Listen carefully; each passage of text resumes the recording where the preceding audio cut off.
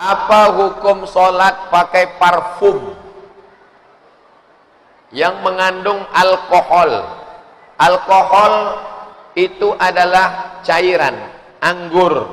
Cairan anggur yang diperas, dimasukkan ke dalam botol, disimpan selama seminggu.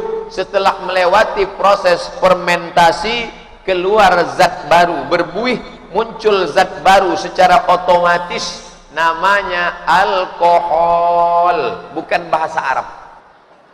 Alkohol, almari, alpokat, bukan bahasa Arab.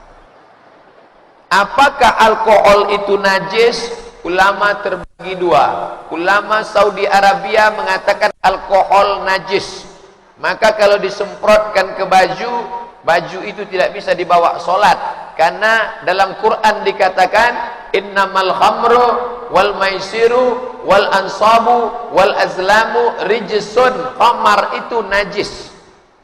Ini pendapat pertama. Kalau ada ustadz yang pakai parfum beralkohol, dia pakai pendapat kedua. Makna najis di situ bukan najis aini, bukan najis bendanya, tapi najis maknawi.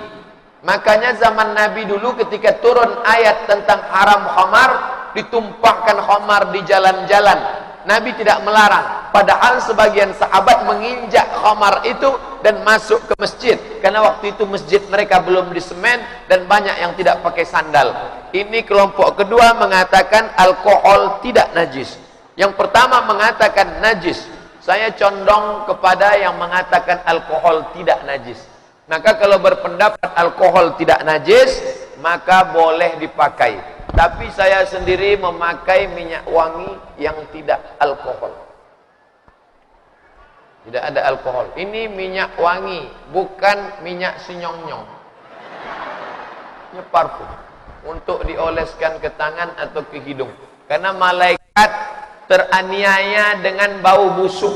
Man akala sauman, siapa yang makan bawang putih, au basolan, bawang merah, falyatazil masjidana, jangan dekat-dekat masjid kami, karena malaikat teraniaya dengan bau busuk.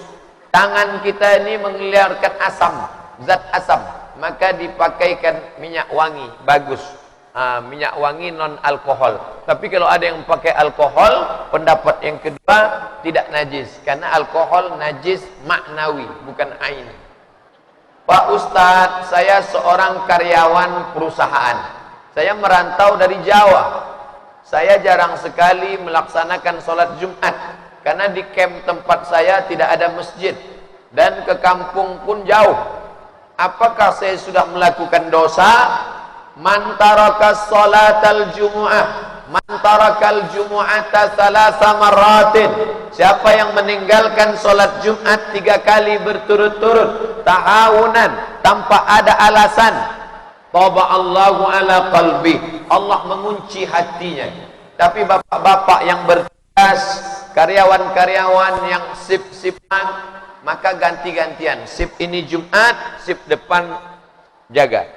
Itu tidak boleh berturut-turut. Nah, karyawan yang jauh ini, maka tidak ada alasan, dia tidak bisa Jumat, di kampung jauh, di camp tidak ada, maka dia sholat zuhur saja. Tapi kalau bisa jangan berturut-turut, ada selang-selingnya. Tapi kalau tidak bisa sama sekali, maka engkau sholat zuhur saja, pengganti dari sholat Jumat.